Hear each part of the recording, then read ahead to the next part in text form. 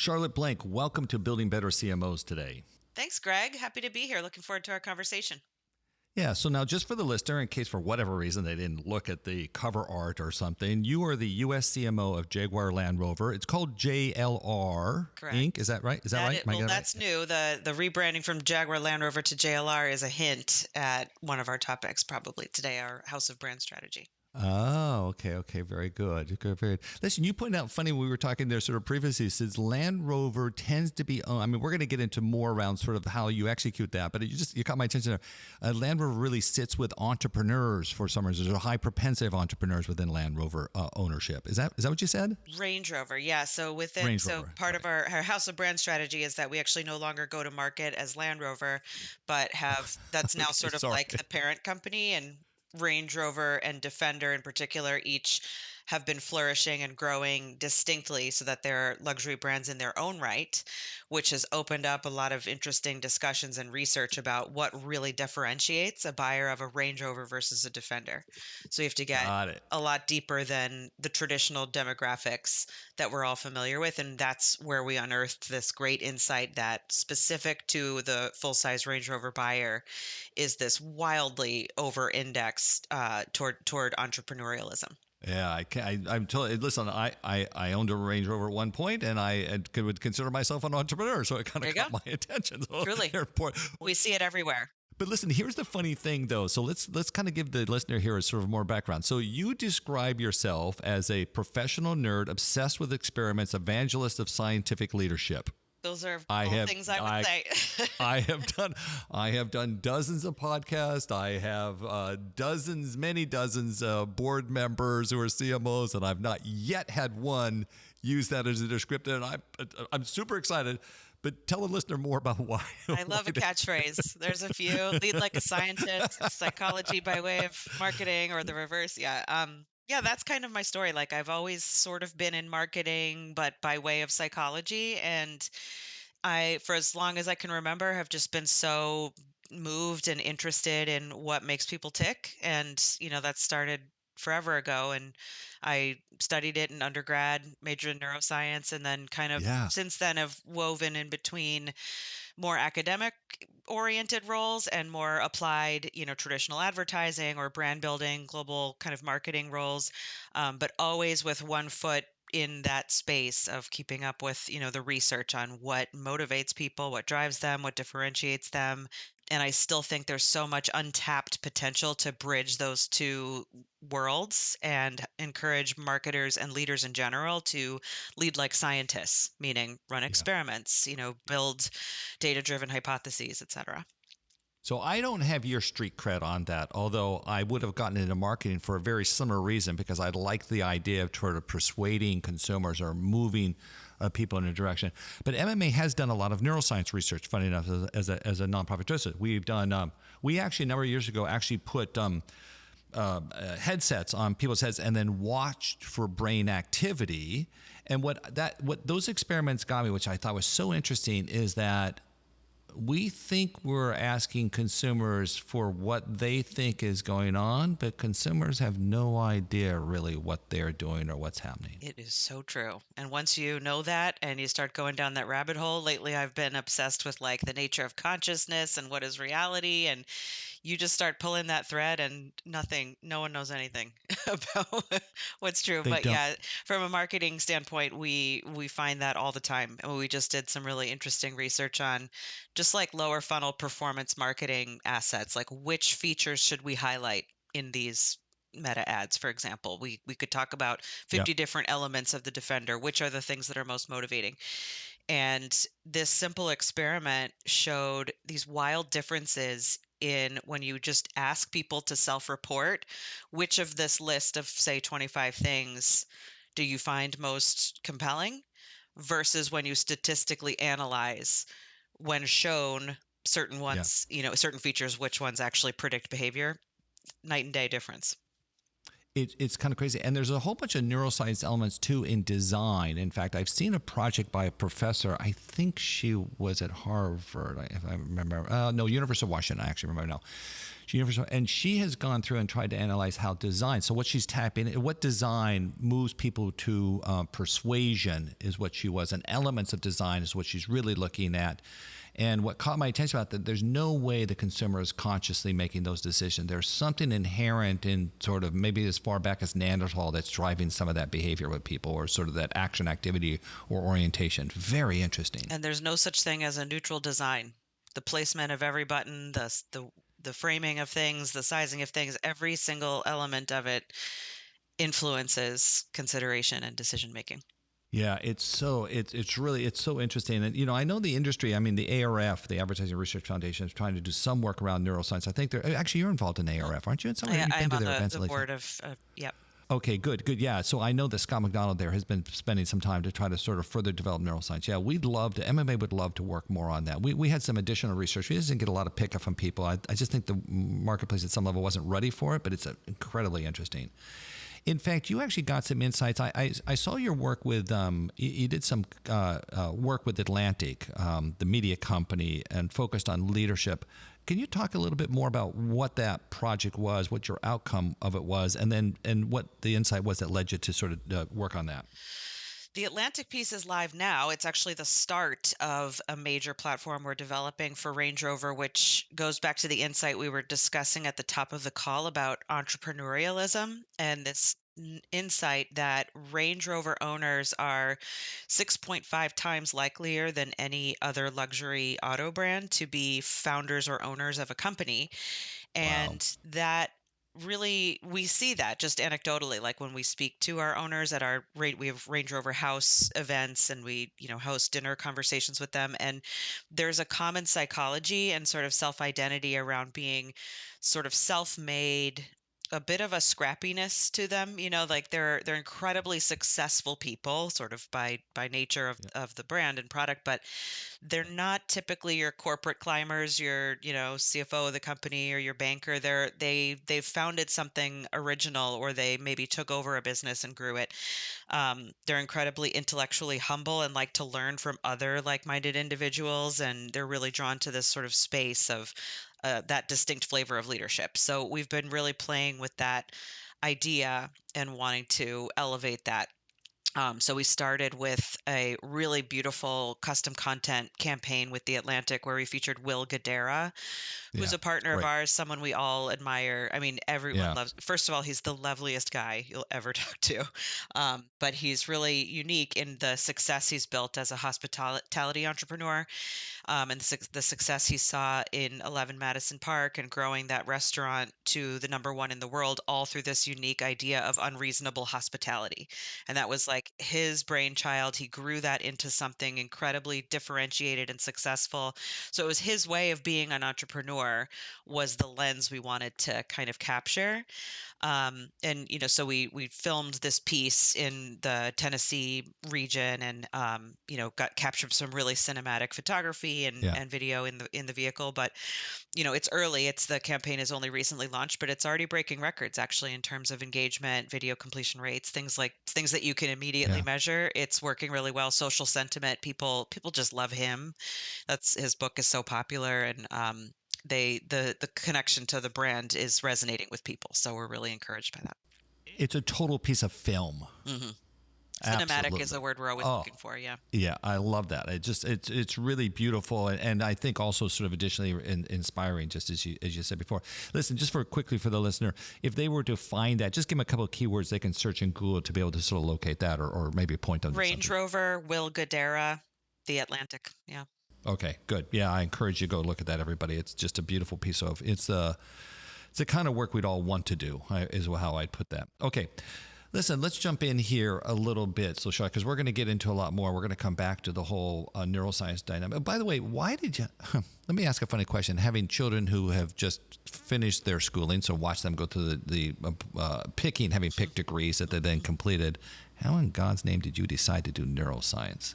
Like, there must be 10 of you in the world at 18 who thought that was a good idea. Not at all, actually. I went to Emory in Atlanta, and that Great degree, university. neuroscience and behavioral biology, is actually their most popular major.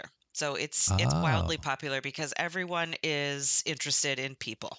And this was an interdisciplinary degree that let you borrow from lots of different fields, from like more hard sciences, the biologies of the world, to more anthropology, sociology, even religion and philosophy, any lens through which you could consider what makes people do what they do. It kind of all ladders into this interdisciplinary process of understanding people. So it's a really popular field of study, and now that I've built a career in marketing, I think that's even more the case. You know, everyone in marketing is a psychologist at heart. You know, I think that's everyone's favorite part of the job, or many people. I think so, but I will say, and in fact, I wasn't sure I would mention this, but so we're kicking off the possible event next week in Miami. So this will happen after that event. But my opening talk is basically saying that I don't think marketers respect science enough. They don't appreciate it. They don't learn enough. And, listen, that's a very complicated question. What am I doing? Telling everybody to go back to school? I mean, I don't know that necessarily. But to realize that whether you know it or not, there is science underlying what you do and some of the decisions you might be making them on intuition, you'd be better off if you pushed a little bit more for the science dynamic. Yeah, and it reminds me of my favorite quote from a behavioral scientist I worked with at a previous company. She said that behavioral science is a verb, not a noun. It's not about the theory that you might know, or like the textbook kind of like conversation you might have about psychology, but it's the practice of running experiments, basically, like how the scientific method and how scientists go about making new Yes. discoveries, or determining um, little bits of the truth one piece at a time. It's the process, and that applies to any field of decision making. Certainly in marketing, many of us are already doing that just by, running campaigns in digital media. For example, we're A/B testing. We're constantly seeing what works better. And I think, there's room to make that more interesting by digging more into the why. Why does the, say, red one work better than the blue one? So that you can start to get those Yeah. generalizable insights. But just the practice of designing a proper experiment that's randomized with a control group so that you can isolate the impact is table stakes, but in many cases absent. So to your point about Yeah. marketers not doing it, embracing the science or whatever, that's, if you're not running proper experiments, that's really the place to start, and what I mean when I say lead like a scientist. Yeah. Well, I had the CMO of Campbell's on here. She had a degree, her undergrad. And by the way, undergrad degrees inform so much how people come at the world. It's funny. So her Great. background was chemical engineering. Okay. Yeah. So her point was, it was very funny. She goes, I see marketers too often when given an assignment, they say, how big is my budget and how many people do I get? Rather than saying, what is the hypothesis? Mhm. And then how do we validate or invalidate that hypothesis? Exactly. Because the latter is what an engineer scientist asks. And what is the Not problem we're really trying to solve? Yeah. so interesting. Okay, so let's jump into a couple of things here. So great universities, great opportunities, interesting science oriented. What's the best and lots of experience? You were a GM before and so on. What's the best advice that somebody's ever given you? As you look back and say, wow, that really that still sits you today, maybe you continue to pass along. What is that? I think you primed me, but I really think the best advice I've ever gotten, and I've thought of this for the rest of my life, was when my dad dropped me off at school, and Oh, when we talked about that process you just described with your children about choosing where to focus and all of that, and he right. just said, "Don't major in business. Just major in whatever you think is Ah, interesting, but you'll learn business later. Like, you have your whole life to learn business on the job. Take a class or two in like financial accounting so you know the language, but and now you could do that just online. You don't even need that." But he's like, just whatever you think is most interesting is what's going to keep you engaged, and you're going to actually want to read and want to write and want to like lean into it, and that's the point of school. And this might sound out of touch now. I know that now college has gotten to be so unaffordable, and we have this AI taking over, and there's so many mhm. different dynamics than when I was going to school. But I just really believe that, if maybe it's a cheesy way of saying like follow your passion, but that was the advice, was to just see what interests you, and that the rest will take care of itself. And in my Yeah. case, that's played out. Listen, I'm always, as a father of daughters, I'm struck by a story well, I'm struck by a story of a daughter actually listening to her father. That's what gets my attention. That was not going to be my main point. I'll tell you what I told my kids. I said, and it's very similar, I said, listen very carefully. Somebody, a professor likely, is going to say something to you that's going to totally transform the direction of your life. Because I think that's inevitable. Like, college is that opportunity. I went to university a number of years ago. I still remember some of the stuff I heard that sort of informed some of my thinking today and changed the direction of where I was headed. And I think it's such a pivotal time, and their openness to new ideas that aren't just brought up by their father or mother, whatever, is very interesting, right? So true. Was there a moment in that experience at university that kind of transformed sort of how you looked at the world? And then how did you actually get to neuroscience, behavioral sciences? I think I was interested in it before school because I remember that being part of the decision to choose Emory was the strength of their psychology program. But Okay. there were a few professors that had that like indelible mark on me. There's one who comes to mind as a philosophy professor who studied the origins of religion and how it is that human beings Oh, evolved to be to develop religion, etc. But he taught this really popular course on logic and reasoning that was a really attractive course to people across disciplines because it just sort of taught you how to think and reason and make arguments. And what we were saying earlier about isolating the problem to be solved or the issue, and that was a really foundational, I think, um, stepping stone for me. And I've kept in touch with him. I still know that I guy. love that. Yeah. Yeah, and so much different. Listen, do you have? This is a dumb question, but I'll see if it's interesting. If you can make it more interesting than what I'll ask. Was there a particular learning from neuroscience that has really sort of educated how you look at the world now, given sort of the obsession I have with this, having not done it, and your obsession with having done it? Is there something about neuroscience you look back that really you went, oh my God, I never realized that. Totally transformed my thinking. It's hard to isolate like one insight, Yeah. but I think the popular application of it now, just to use the notion of like system 1 and 2 thinking that Daniel Oh, Kahneman popularized, or this, when it started to bleed into behavioral economics, um, that there was this sort of step change in thinking about human beings from primarily rational economic calculators to social animals that are making decisions subconsciously.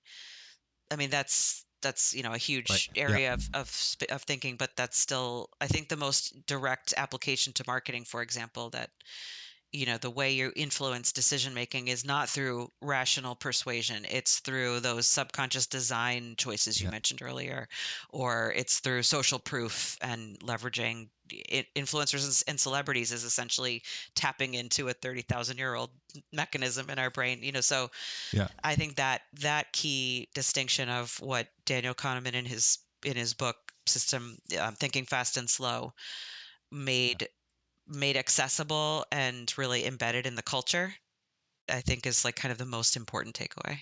Sure, this is very bizarre. I am actually in the process of revising my opening talk for an apostle next week, and I'm including System 1, System 2. You have to.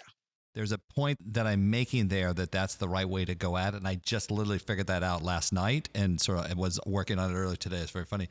I'll tell you one thing I learned from neuroscience. You maybe laugh at this a little bit. So we did a bunch of studies a number of years ago to understand the brain's reaction to ads. And one of the things that we found is that consumers will tune out ads in less than 0.7 of a second.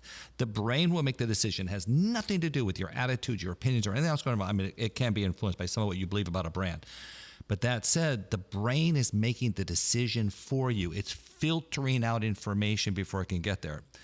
And so in doing these studies, one of the big analyses, I don't remember how many we did, 75, 100, putting things on people's heads and monitoring actually brain waves. And one of the big analyses I says, look to see, you can look at me and understand why I'm saying this. I wanted to know how slow old brains were to young brains. That was my question. Like, I wanted to understand, like, is there really degradation of what's going on? And I then happened to meet a neuroscience separate from this project. And I mentioned, I said, I was so interested to see what happened with it. She goes, no. She goes, the good thing about neuroscience, brains are wiring, doesn't change speed. Mm-hmm. And I thought, oh, that's kind of interesting. I didn't realize that. I don't know why I feel like I can't pull up information like I used to. That's another factor. But I'd love that. Like, oh, okay, good. It's not just, it's not the wiring getting old. Well, yeah, it reminds me of one of my favorite kind of comforting things I like about this behavioral science is it highlights how much more similar we are as human beings versus how different we are. It's not, when you hear like generational stereotypes or men are Yeah. this or women are Yeah. that, or Yeah. um, maybe there's some tiny differences at the margin, but at the deepest root of how we make decisions and what really moves us, those sort of levers of system 1 and 2 or the social decision making, those are so foundational that we all share them and those transcend culture. So Yeah. that when in an advertising context, and we have some really great, recent examples and research on how important it is to localize and optimize for those cultural differences. But at the very core of it, you have to get those basics right. You have to, that truism you mentioned about the brain sort of tuning out if you don't catch them in the first Mm-hmm. millisecond or whatever it is. That applies regardless of which country or age or, name your demographic differentiator. Yeah, I guess that's what international travel does for you. It teaches you at the end of the day. There's some bad people in the world, but there's not bad civilizations. There's just people, right?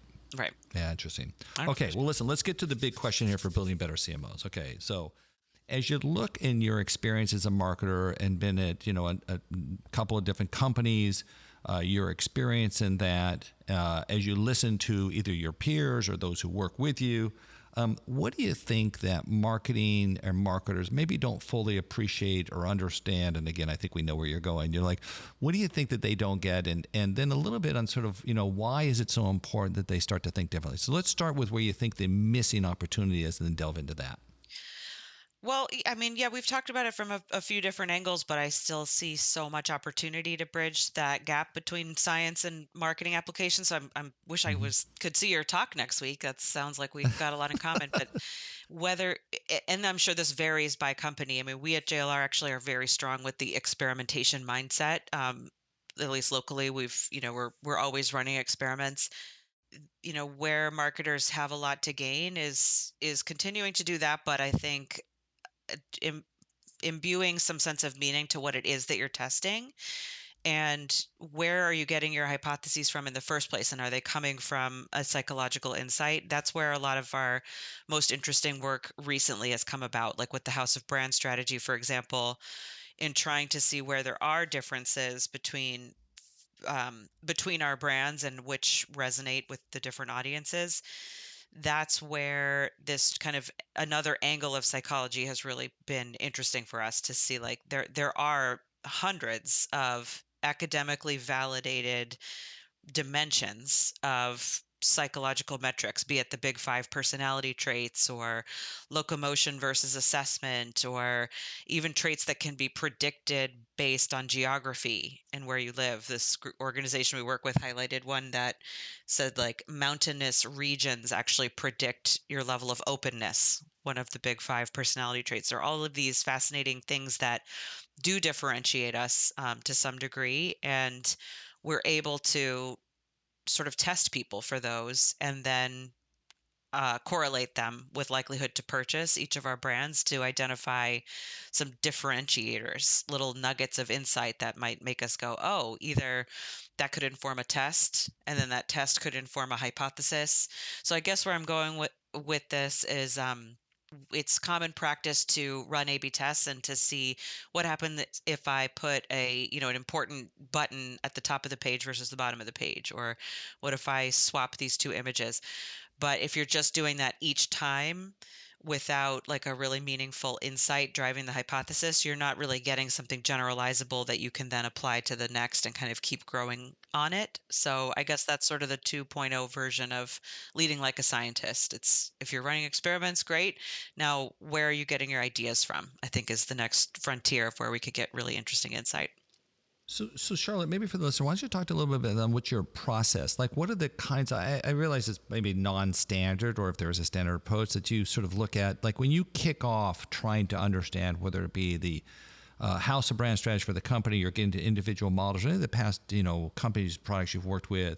how do you do it? Walk us through some of that. Like if you were to instruct people. Yeah. Depends on the question at hand. Um, Yeah. But let's talk about let's go with the concept. I think this idea I was teeing off as sort of this idea of consumer insights and understanding the underlying motivations of how people look at the world. It is from that standpoint. You want to go in another direction, that's fine too. I think it's all interesting, but yeah. well, I guess I'll plug a company we've been working with recently called Hive Science. This was founded by someone I've known from the behavioral science world for some time. So they're behind that methodology I just described, where they're able to apply at scale a whole host of hundreds of these academically validated psychological traits, Mm-hmm. and test for those, and then correlate them to our companies, to our different brands. So that's been a really useful tool for us. But I think the process that you asked about is, again, just going back to the basic plumbing, like what really isolating the challenge, and the problem that we're trying to solve, and breaking that down into testable questions, is basically the process, and the intuition and the culture that we've tried to build around that of approaching things scientifically is really what matters. And then the rest kind of unfolds from there. Okay, so listen, listen, it's been a while since I've been inside an agency developing ad campaigns. But listen, it used to be like we'd hold a series of focus groups. It would hopefully give us insights. We'd then go run some quantitative research of some kind, maybe survey based, and then we would write a brief, and ads would be created. Okay, so that's old school. So how are you starting to modify that now? Are you starting also with, what is Hive doing? What's going on there? Maybe go another level on Well, that. our creative is largely developed centrally by the global headquarters in the UK. So I think Mm-hmm. the role that we play, and the US marketing team, is to optimize that creative for our market. Okay, got it. So we would take, a combination of insights we've learned over time based on those generalizable insights we've gleaned through experimentation and quantitative research, and then continue testing different versions. And that's been kind of a big mission of mine over the last couple of years, is to encourage lots of versions of things, and don't just like kind of Mm, put all our eggs in one shoot to brief, shoot to script kind of asset, but create multiple versions, or at least have lots of extra footage that we could use to tinker, because we find that even just like a half second adjustment here or there makes a huge difference on everything from short term engagement, like some of those sort of biometric indicators you've mentioned, yep. to actual long term effectiveness, which we measure, at least maybe it's more midterm, but we measure how people are how an ad is driving our organic search activity, which we know is strongly correlated with future market share. So if we run a TV campaign, we can optimize the creative or media placement based on the likelihood or the rate, at which people are going to put our brand into their search engine after. So we have all kinds of ways of determining success, and they're, the one that we've um, focus on the most depends on the goal of the campaign. But anyway, like, it's that whole process helps us to identify like what works best in the US, and my role and mission is to, encourage us as a creative community to think about effectiveness and localization, and make those tweaks. So it's an art and science when it comes to persuasion and all of that whole process, but the data is there. And if we just, are willing to put the inputs into the system and try different versions, we can find these really unexpected sort of outsized improvements. So a recent example is the campaign we have live now for Range Rover Sport with Theo James. This is called the Velocity Blue, based on the sort of dazzling electric blue color of the vehicle in the spot, and it's doing really well. Theo is incredibly popular. He really kind of is an archetype of the brand, and the spot was designed to evoke a sense of modern luxury, but with that really dynamic, charismatic personality of the Range Rover Sport in particular.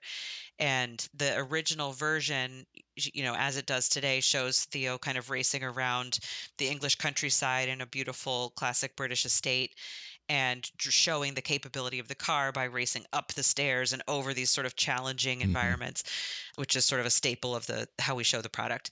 But the original version had a couple of extra scenes that showed him interacting with other people watching him, or even animals kind of turning their heads and looking at him. There were a couple of extra scenes that, to our American eye, felt distracting. We said, like, is Hmm. there a little too much going on here? And that was not an observation of our UK colleagues. And Right. thanks to the vendors that we have and the technology and the tools that we can use, we're able to try what happens if we cut a few of those scenes, just simplify it, dumb it down for lack of a better word, so that you have more car, less distraction. And we found this enormous leap in engagement and brand recall and recognition, but only for US audiences. In the UK, the reverse was true. So it kind of Interesting. it provided data for what had been previously sort of a stereotype driven subjective debate about, UK versus US audiences, but it really showed that Right. the expectations and experience that people have with advertising can differ by market, and that the US needed to be, more kind of hit the nail on the head and get the message in and get out quickly. So that testing is so worth it, and that extra work up front can make a big measurable difference on the brand. What was the kind of testing you were doing there? Is this a dial research in a room kind of thing that you're trying to look at that parsing, or how do you measure how do you evaluate second by second if that's how I heard that? Um, well, you don't need to do second by second. We do that sometimes, but in that case, we had two versions. What happens if we keep this Oh, okay. extra scene Oh, versus what okay. happens if we don't keep Yeah. the extra scene? And we did a simple A/B test against a traditional ad testing audience that was a Kantar thing. But we've also done some of that second by second, more biometrically oriented work with a recent Defender spot. And that was really interesting. That tracked sort of a mix of cognitive engagement versus like emotional attention metrics. I take some of that sort of biometric work with a major grain of salt. I think it's much more important to look at the end results and the outcome. Like, are people remembering the brand at least? Or then once it's live, are they searching for us or otherwise engaging? Or ideally, are they purchasing the product? It's a difficult with the long purchase cycle. Um, but the second by second work is really helpful because, as I mentioned, cutting a half a second here or there does make a big difference. So sometimes the bio indicators can give you a sense of why. And like, I have a question that we always teeter it with Defender because it's such an adventurous, heroic Hmm. brand that's always in these epic locations, and So it, it's we the we're Sahara Desert. I suspect is where most of the shoots are there. we Right. do we were in South Africa recently. We're yeah, it's all There we over the go. world. Namibia. Um, but it's like, is it a good idea to scare people is a question I always put out there. Like, if you have, we have a All recent right. out of home campaign with a big crocodile right next to the car, and it's like, ooh, I like it definitely grabs your attention. Like, is that good or bad? So like, that's a really interesting space to be studied. It's so important. So listen, I had the opportunity to co-found multi-touch attribution about 20 years ago. I was trying to solve a problem for internet advertising and understand it's the mix, and media mix modeling didn't do that. So we created MTA. It got us into what we found though is a lot of digital ads were failing, right? So it's very hard to do cross-media optimization when the damn ads fail. Like what's the point? Okay.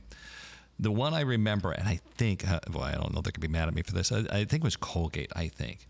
But they had created something for toothpaste, and they had put the actors in white lab coats in order to make it sound more scientific.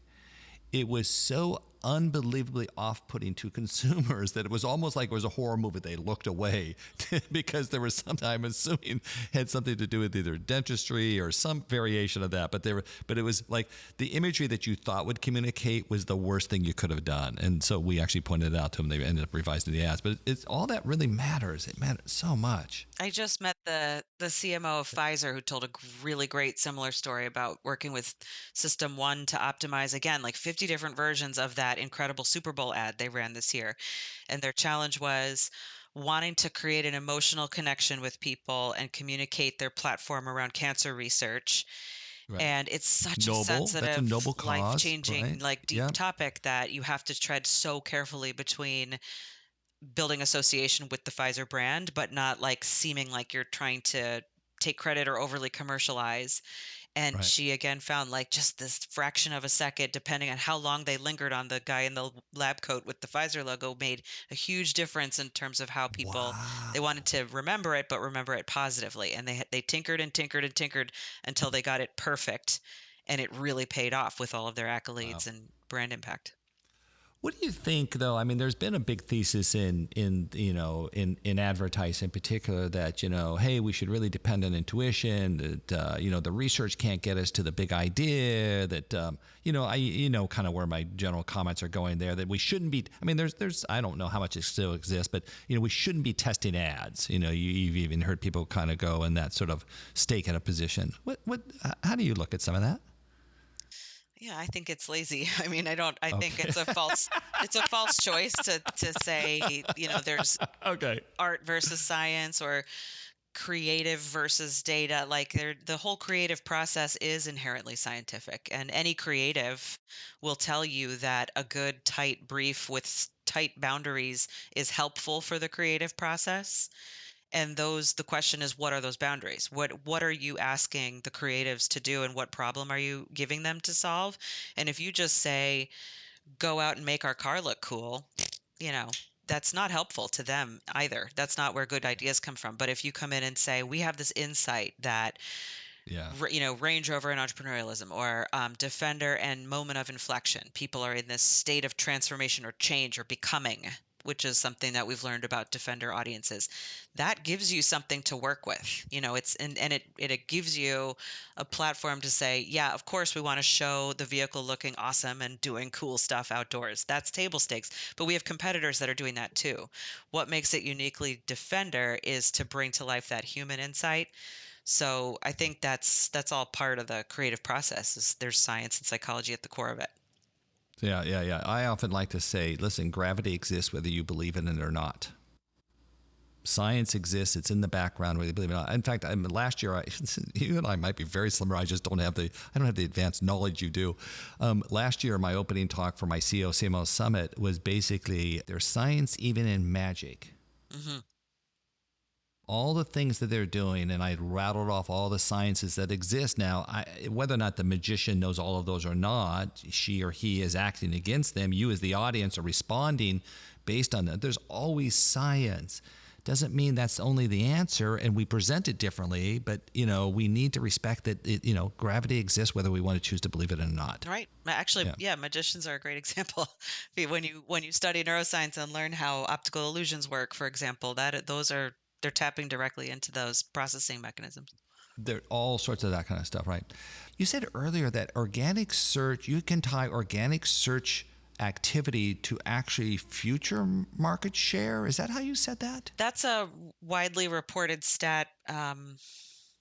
Gosh, what's his name? He's one of the big heavy hitters in the marketing academic world. It'll come to me. But he identified that the strongest correlated KPI that's sort of within marketers' toolkit is organic search activity. If people are going in and actively searching for your brand, then that has an incredibly strong predictive that it predicts future market share.